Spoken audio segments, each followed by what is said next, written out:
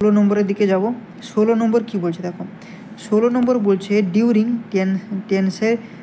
Tensile testing of A specimen using a UTM the parameter actually measure include.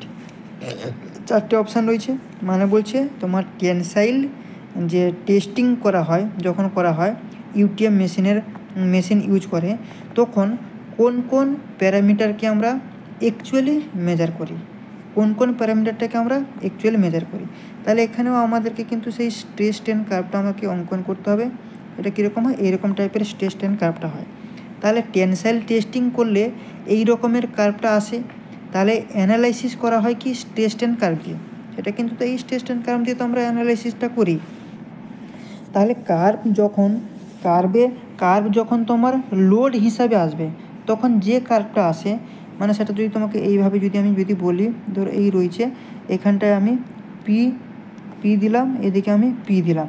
তাহলে এখানে লোডটা যখন আমার লোডকে ধরলাম পি যখন আসবে লোড, এবং তাহলে সেক্ষেত্রে ইলঙ্গিনেশন কত হবে, এদিকেও টানছি এদিকেও আমি টানছি, তাহলে এই যে ইলঙ্গিনেশনটা কত আসবে, এই ইলঙ্গিনেশনটা মানে চেঞ্জ ইন ডাইমেনশন কত হয়ে যাবে, ডেল্টা এল।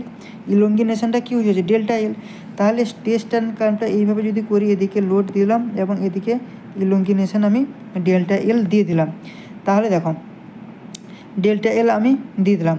তাহলে দেখো তোমার যখন আমরা টেস্ট স্পেসিমেনকে দুই দিকে, এই যে টেস্ট স্পেসিমেনটাকে কী করলাম, দুই দিকে পুল করলাম, মানে স্পেসিমেনটাকে দুই দিকে পুল করা হলো, এবং সেটাকে যদি আমরা মেজার করি, তাহলে কতটা এই যে ইলঙ্গিনেশন কতটা আসছে, সেটা কিন্তু এই যে লেন্থ কতটা চেঞ্জ হয়ে যাচ্ছে, সেটা কিন্তু আমরা পেয়ে যাচ্ছি এই তোমার স্ট্রেস স্ট্রেন কার্ভ থেকে, বা ইউটিএম মেশিনে যখন আমরা করছি, মানে কার্ভে যখন লোড হিসেবে আসছে কার্ভটা, তখন যে কার্ভটা আসে, লোড আমি ধরলাম পি, আর ইলঙ্গিনেশন ধরলাম ডেল্টা এল, তাহলে এর মধ্যে এই যে কার্ভটার মধ্যে কতটা আসছে, সেটা কিন্তু এই যে তোমার স্পেসিমেনে পুল করে আমরা যেটা দেখলাম কতটা লেন্থ চেঞ্জ হচ্ছে, সেটা কিন্তু আমরা পেয়ে যাচ্ছি।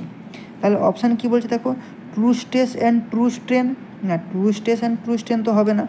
বি কী বলছে, তোমার Poisson ratio and Young modulus, সেটাও তো আসবে না। সি কী বলছে, engineering stress and engineering strain, সেটাও আসবে না। তাহলে লোড অ্যান্ড ইলঙ্গিনেশন, এখানেও তো তাই বললাম, লোড এবং ইলঙ্গিনেশন মানে তোমার লেন্থের মধ্যে কতটা চেঞ্জ হচ্ছে, সেটা কীভাবে করলাম, যেমন টেস্ট স্পেসিমেন এই যে নিলাম, টেস্ট স্পেসিমেন নিয়ে আমরা সেখানে পুল করলাম দুদিকে, এবং পুল করে মেজার করা হলো কতটা ইলঙ্গিনেশন আসছে, মানে লেন্থটা কতটা চেঞ্জ হচ্ছে, সেটা কিন্তু আমরা বের করছি। তাহলে লোড এবং ইলঙ্গিনেশন, তাহলে আমাদের ডি হয়ে যাবে কারেক্ট অ্যান্সার।